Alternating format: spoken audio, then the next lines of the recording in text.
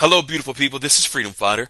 Thank you for tuning into our channel, Goldilocks Global Banking News. Everybody knows that Goldilocks is the number one source for the RVGCR. People from around the world tune in to see what Goldilocks is sharing on the RVGCR. Don't miss your chance and get your latest updates every day.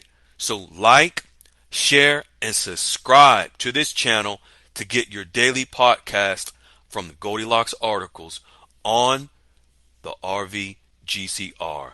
Brought to you by Freedom Fighter.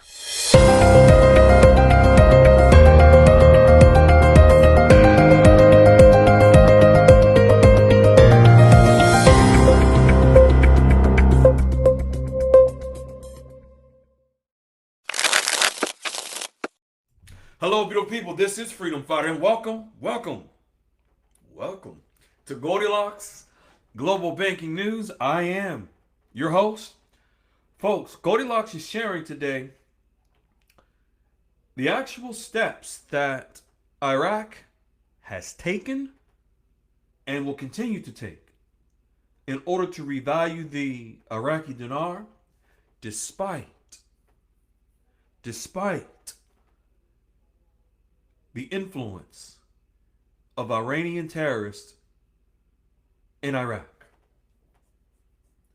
Iraq has had a plan that they've executed over the last several years. And that plan to revalue the Iraqi dinar has been to get around the Iranian influence, and it's very strategic. Let's jump right into what Goldilocks is sharing today. And this is directly from Iraq, folks, this week. It states banking reforms in Iraq. What businesses need to know about the Central Bank of Iraq modernization. For those that were on the Saturday Night Live call last Saturday, we shared Iraq's plan to get around Iranian terrorists in the U.S. Treasury in October of last year highlighted their plan to rid Iraq of these Iranian terrorists and to strengthen the Iraqi dinar through modernizing their banking system. And here we have again, it's coming up. The CBI is executing the most sweeping banking overhauls since 2004. Remember, the evasion of Iraq happened in 2003. This program that they are strategically implementing focuses on strengthening the Iraqi banking system and strengthening the Iraqi dinar through digital transformation, anti-money laundering compliance, and international integration. International integration. That is where the dinar will integrate into the global banking system. That is where the dinar will be able to revalue. These changes aim to create a modern, transparent, and global connected financial system, therefore connecting the Iraqi dinar globally.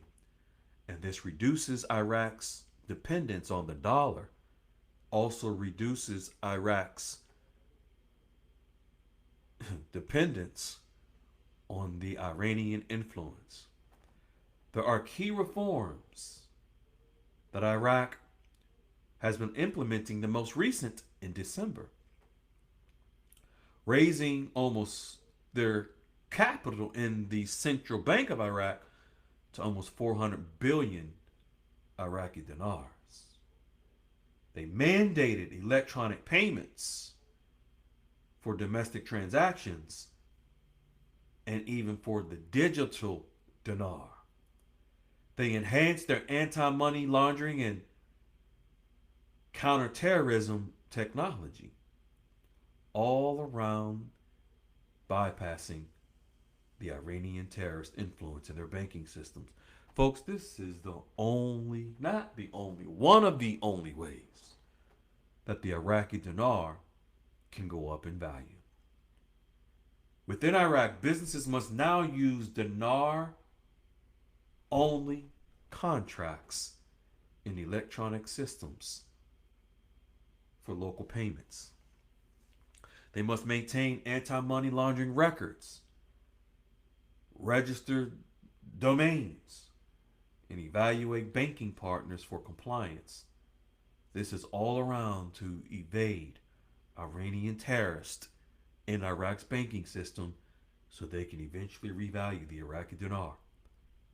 Qualified banks must now issue letters of credits in euros, dirhams, the Chinese yuan, and other currencies to ease foreign currency transactions. You see how they are being very specific in what they're attempting to do with the dinar? These reforms, Goldilocks are saying, the reforms themselves don't directly influence the revaluation of the dinar, but the reaction from the global markets as a result of the reforms will influence the revaluation of the dinar. The de-dollarization, meaning Iraq ditching the US dollar, is one. It will create pressure on the Iraqi dinar to go up in value.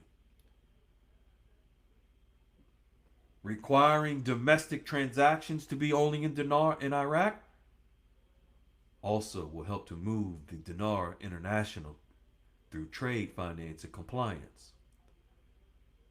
These, these measures increase the demand of the dinar, meaning more institutions around the world will demand and want to use the dinar in banking transactions. No, I'm not stating about central banks having the dinar, hoarding the dinar. They can have it. They can have trillions in dinar. It doesn't mean anything if they're not using it. This is where the usage of the dinar, meaning the demand of it in the institutions, for example, paying their goods and services with dinar, using the dinar in the international banking system, that's the demand that creates the value of the dinar to continuously go up. Not just to hoard it under their mattresses in Russia, China, Algeria, not just to have it in bunkers and in safes in the banking system. They have to use it. In short, Goldilocks is stating, businesses should expect a more stable and usable dinar. And this is how the dinar in value will continue to go up. Next, Goldilocks states and shows the Security and Exchange Commission, they've approved NASDAQ's rule to change tokenized securities. This is where the Vietnamese dong will be influenced. Why? I'm not going to go into the details about this approval by the SEC. However, what it does, due to the fact that the Securities and Exchange Commission approved a significant rule, a new rule change for NASDAQ stock market, to be able to utilize tokenized securities. It ties the SEC in to be able to do this with the Russell 1000. This is where Vietnam comes in. Folks, the Russell 1000 is a global stock exchange where countries, institutions, financial institutions from around the world, they trade their stocks on the Russell 1000. The Russell 1000 is owned by the FTSE Russell. The FTSE Russell is who is upgrading Vietnam's stock market to emerging market. This is another way for now the Vietnamese Dong to have access to international channels in the banking industry where it never was available before. This is another way for the Dong to integrate to a whole nother level in the international banking system. This is another way that will help to increase the value of the Vietnamese Dong as well. Then Goldilocks shares how the Iranian war could ignite Forex trading more significantly. And now it's actually showing where Forex is spiking in their trading of foreign currencies as a result of the war. Why? Because countries are beginning to utilize the US dollar less. And as they utilize the dollar less, they begin to utilize their own currencies more. This creates an organic pressure on foreign currencies to begin to move up in their values. We are seeing that although the war is happening, it's sort of a look here, not there type of situation. Look here at the bombs bursting, buildings being destroyed, planes and drones all over the place. But don't look over there where the currencies are beginning to move as a result of the dollar being ditched by these various countries.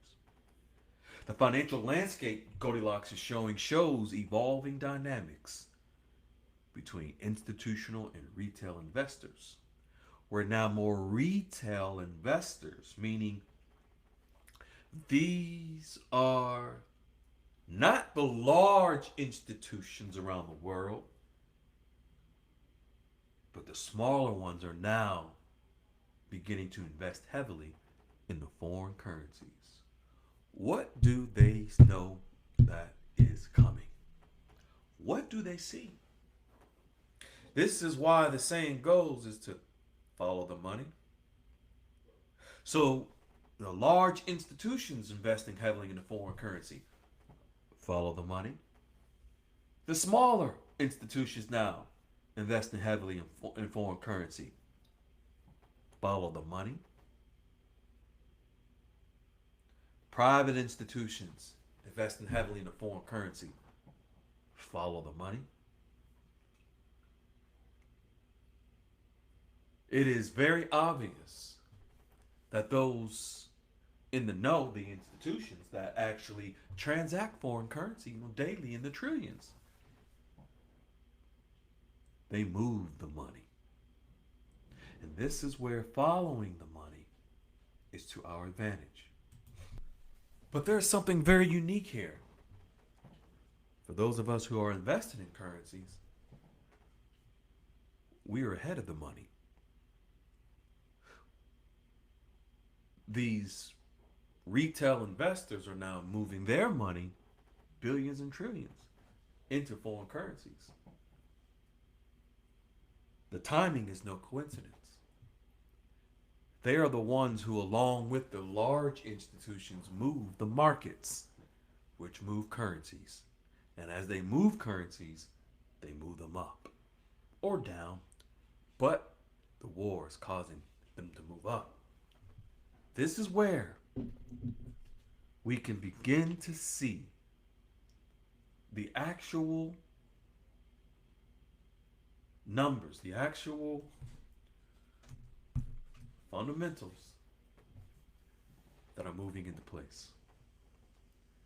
Folks, you're in the right place at the right time. Stay grounded, stay in love. It gets better. We're going to see you on Saturday night Dialogues, We have a jam-packed, amazing call and updates for you coming on Saturday Night Dialogues. 9 p.m. Eastern Standard Time, 8:30 p.m. Eastern Standard Time. We will open for early check-in. This week, we're going to wrap up amazing week for a lot of major updates from Iraq, from Vietnam, from the global economy, from global currencies, and another little surprise on Saturday Night Dialogues. We'll see you then. Be well, folks. Ciao. Hello, beautiful people. This is Freedom Fighter. Thank you for tuning into our channel, Goldilocks Global Banking News. Everybody knows that Goldilocks is the #1 source for the RVGCR. People from around the world tune in to see what Goldilocks is sharing on the RVGCR. Don't miss your chance and get your latest updates every day.